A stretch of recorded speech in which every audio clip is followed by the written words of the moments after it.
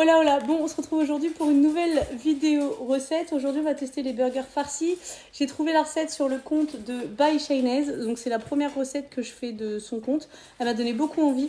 Pour ça tu auras besoin de plein de choses, sachant que je l'ai un peu modifié, enfin ouais, entre comment je l'imagine machin, si tu vas voir, je vais vous donner les ingrédients que moi j'utilise et c'est pas l'identique de ce qu'elle utilise. Déjà elle le fait avec de la viande hachée et moi je vous avais parlé, moi j'ai pris de la viande de dinde parce qu'en fait on a déjà mangé de la viande hachée ce midi, donc voilà.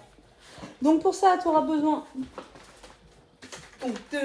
d'escalopes de dinde. J'ai pris des pains burgers briochés parce que j'avais la flemme de les faire, en ce moment j'ai pas trop la foi. Il faudra du fromage à pizza et je pense que je vais le mettre sur mon coup parce que j'ai sorti 2 paquets. Bref. Tu n'auras pas besoin des deux.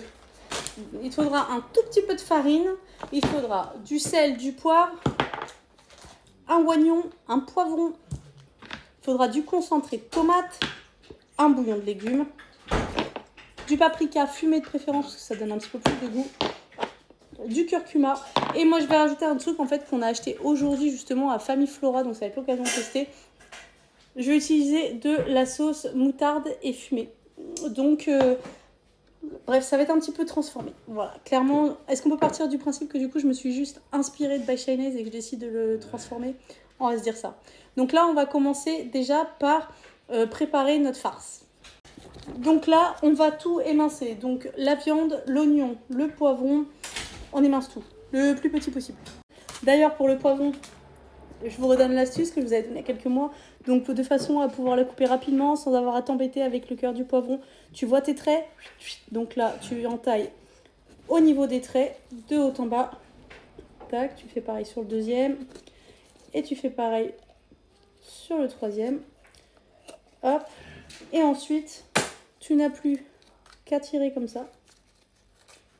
Hop.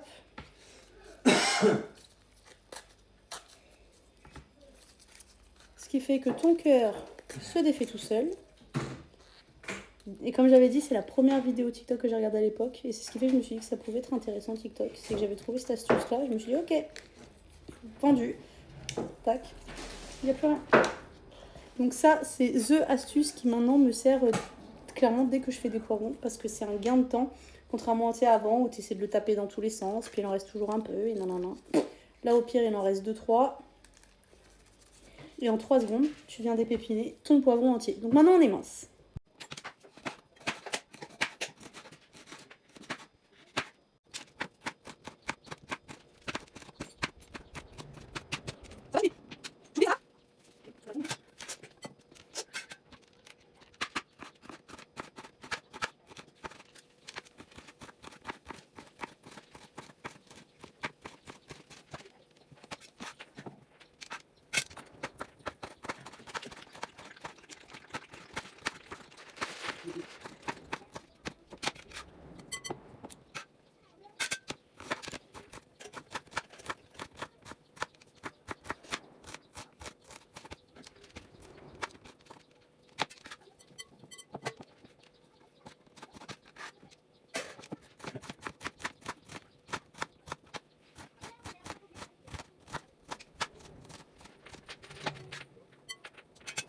Maintenant, on va faire pareil avec la viande, parce que là, comme tu vois, j'ai fait le poivron et l'oignon.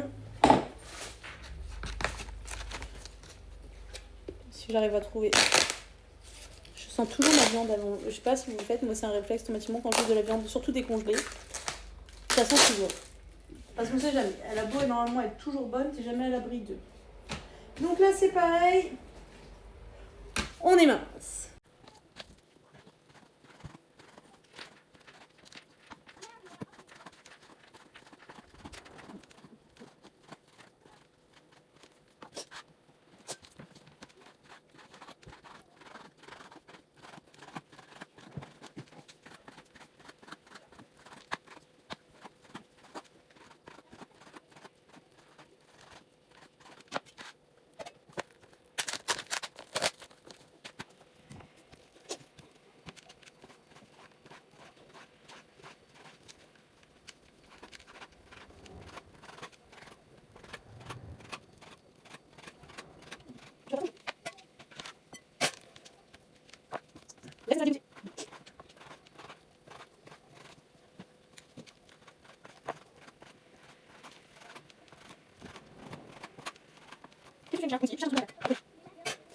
Maintenant que tout est mincé, tu vas mettre donc ta cuillère à soupe de farine.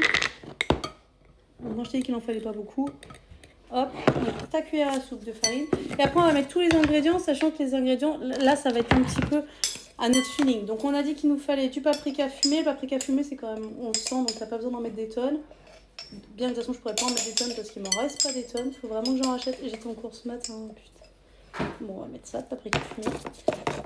On va être généreux sur le curcuma.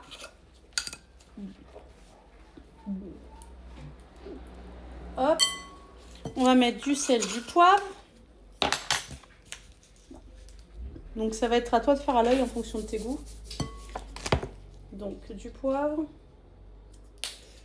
Ensuite, tu vas effriter un bouillon de légumes. C'est pour ça que j'ai pas mis beaucoup de sel, parce que dans le bouillon de légumes, c'est déjà vachement salé. Donc là, tu les miettes, ou tu les frites, plein de que tu veux. Les deux fonctionnent. Hop.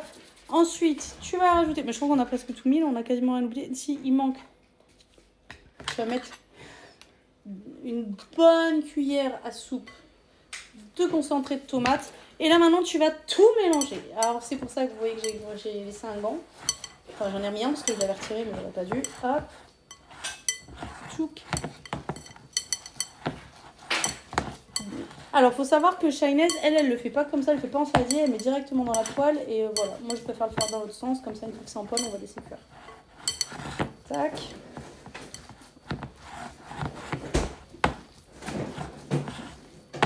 Et une fois que tu as bien préparé ta farce, tu vas faire chauffer un petit filet de zeytoun dans une poêle et on met tout dedans et on va laisser ça cuire, on va laisser cuire ça tranquillement. Donc là, tu mets ton petit filet de zeytoun, enfin un gros filet quand même. T'allumes ta plaque, voilà, à feu moyen, parce que le plus c'est que si tu mets ton feu trop fort, ça va cramer. Et donc là maintenant, tu vas tout claquer dans ta poêle.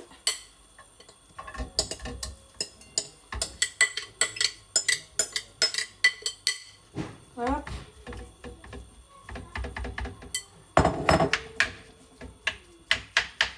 Tac. Tu vas remuer régulièrement et pendant ce temps-là, on va préparer nos pains burgers. Donc là, on va attaquer la partie pain burger. Donc pour ça, et c'est là où en fait je customise un peu et où ça ressemble un peu moins à By Shinez, c'est que en fait normalement il fallait mettre des tranches de mozzarella et j'ai oublié la mozzarella. Donc j'ai eu une autre idée, on verra ce que ça donne. Peut-être ce sera raté et dans ce cas-là je vous conseillerais d'aller voir sa vidéo et de passer par elle. Hop, donc tu vas les ouvrir. Moi j'en ai pris 8 parce que j'avais peur que 4 ça fasse juste. On verra en fonction. Et tu prends un plat qui va au four. D'ailleurs pendant ce temps-là tu peux commencer à mettre ton four à préchauffer à 180.